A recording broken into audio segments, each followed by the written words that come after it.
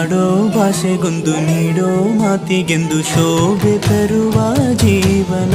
ನಿನ್ನ ಕುಲವು ಎಂದು ನಗುತ್ತಿರಲಿ, ನಮ್ಮ ಆಯಸ್ಸಲ್ಲರ್ಧ ಭಾಗ ನಿಂದಿರಲಿ. ಮನಸ ಜಾತಿಗೆಂದು ನೋವ ಕಳೆಯಲೆಂದು ಧರೆಗೆ ಇಳಿದಿರೋ ಮಾಧವ. ನೀನು ಹರಸಿದರೆ ಮಳೆ ಬೆಳೆಯ ಕೊಡುವಳು ಇಳೆ. ಭೇದ ಭಾವವೇ ತಿಳಿಯದಿರೋ